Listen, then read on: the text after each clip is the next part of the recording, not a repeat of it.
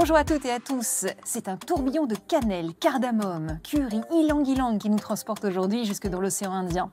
Je vous invite sur l'archipel épicé et métissé de Zanzibar. Et il n'y a pas que des parfums envoûtants ou des plages de sable blanc à faire briller vos pupilles à Zanzibar. Notre spécial va être rythmé par la musique du taarab. Ça veut dire ravissement en swahili. Un mélange de kanoun, violon et oud importé par un sultan mélomane et qui fait vibrer les rues de Stone Town.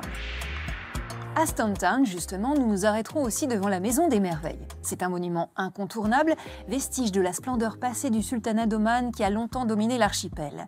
La Maison des Merveilles a été le témoin d'une guerre bien étrange. On y reviendra tout à l'heure.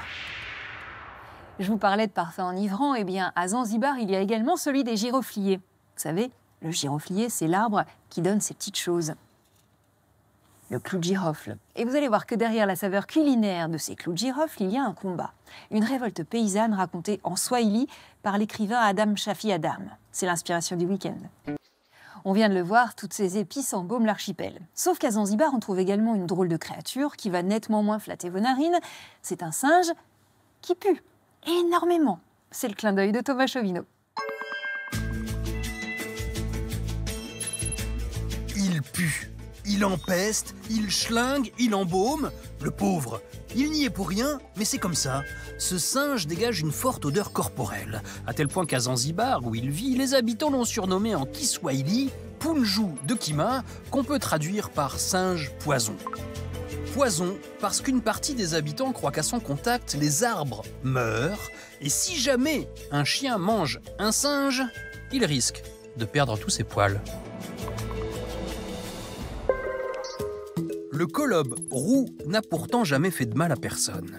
Sur Terre, il ne vit qu'à un seul endroit, ici, sur l'archipel de Zanzibar, près de la moitié dans le parc national de Jozani Chwaka Bay, où il s'éclate dans les palétuviers qui forment la mangrove côtière. Enfin, s'éclate, c'est vite dit. Il est quand même toujours en danger d'extinction, même si ces dernières années, sa population s'accroît franchement. Il est facilement reconnaissable avec sa crinière blanche et son visage noir. Sa rousseur, c'est sur les poils de son dos qu'il faut la chercher. Et contrairement à ses petits camarades primates, le colobe roux n'a pas de pouce opposable. Avec ses paluches, il ne peut pas attraper grand-chose, les branches pour passer d'arbre en arbre et les fruits qui s'y trouvent. Et attention, que des fruits verts! Les fruits arrivés à maturité sont beaucoup trop sucrés pour lui. Et le sucre, c'est vraiment pas son truc. Il ne le digère pas. Tout ça fait donc de lui une espèce complètement à part parmi les singes, parce que les autres non seulement aiment le sucre, mais en plus, ils ont des pouces opposables. Alors il pue, peut-être, mais voilà un singe qui ne ressemble à aucun autre. Donc rien que pour ça, on dit merci qui? Merci, le colobe roux. La suite de notre spécial se déroule en musique. Elle est partout dans l'archipel. Et à la radio, vous n'échapperez pas à la voix de Freddie Mercury, qui est né à Zanzibar. Mais sur la plage, une autre mélodie résonne, c'est celle du taarab. C'est l'héritage. On continue à se balader dans Stone Town et je vous invite maintenant dans un ancien palais qu'on appelle la Maison des Merveilles. Si ces murs pouvaient parler, ils vous raconteraient sans doute cette histoire, celle de l'incontournable.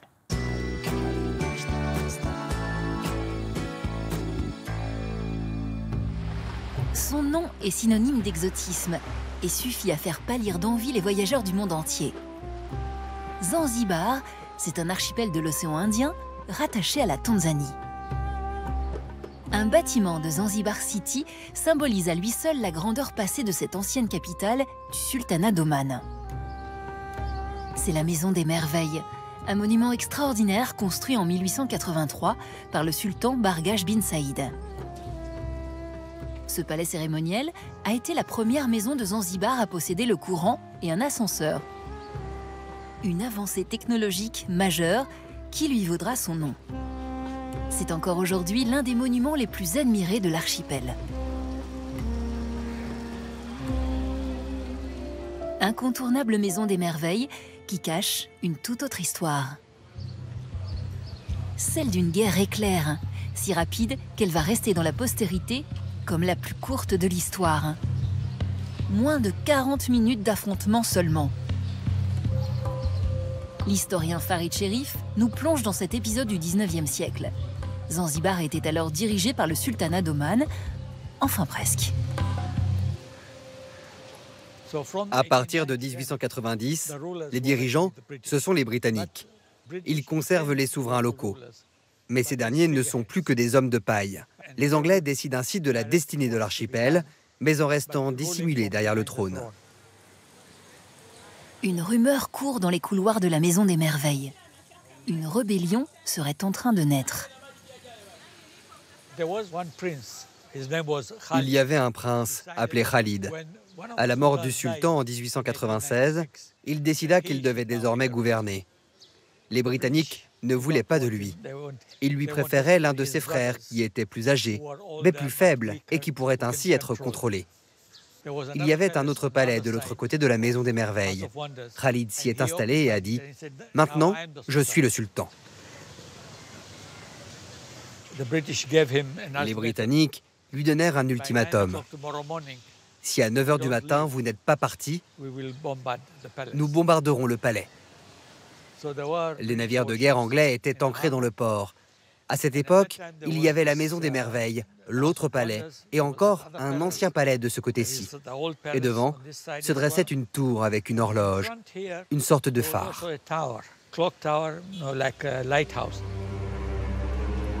Khalid, loin de se soumettre, installe des combattants à ses côtés dans le palais, ainsi que dans la Maison des Merveilles. Il érige des défenses autour de la ville et face à la mer. Toutes ses forces sont mobilisées. Soldats, esclaves et simples citoyens composent l'essentiel des troupes, soit environ 3000 hommes. Sur l'eau, un ancien yacht à vapeur est reconverti en navire de guerre. Visiblement, Khalid n'a pas pour objet de coopérer. Face aux forces du sultan, la Royal Navy rassemble, elle, une flotte composée de 3 croiseurs, 2 canonnières et près d'1 millier d'hommes. C'est un combat digne de David contre Goliath qui se prépare. Et le 27 août 1896, à 9 h, l'ultimatum britannique expire.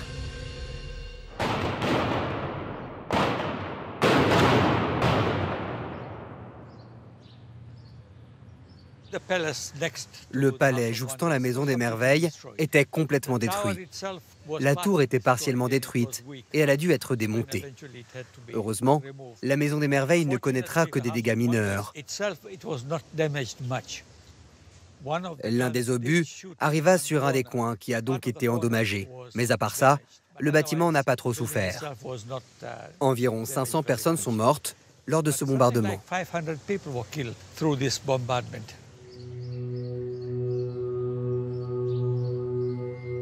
Un seul marin anglais est blessé dans la bataille.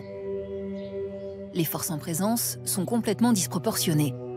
Et les armes du sultan ne peuvent rivaliser avec les canons anglais. Le bombardement est censé avoir duré 37 ou 45 minutes. C'est pour cela qu'on l'appelle la guerre la plus courte de l'histoire. Quand il comprit qu'il ne pouvait plus se défendre, le sultan s'échappa du palais à travers les ruelles et alla trouver refuge au consulat d'Allemagne. À partir de là, il est exfiltré vers le Tanganyika voisin, qui était dirigé par les Allemands. C'est une victoire pour l'Empire britannique. Il installe alors un gouvernement fantoche, dirigé par le sultan Hamoud bin Mohamed. Les Anglais en profitent pour faire passer une mesure historique.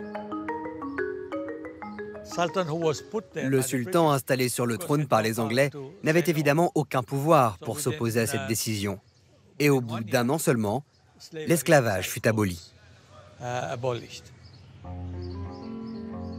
En moins de 40 minutes seulement, les Britanniques ont détruit l'ancien palais du sultan.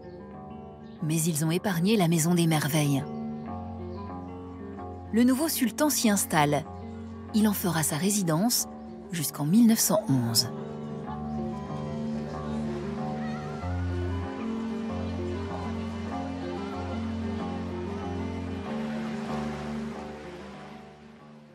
Et c'est ainsi que s'achève cette spéciale. Je souhaite à toutes et à tous un excellent week-end. Et comme on dit en Swahili, Nitakuona, Ivi Karibuni.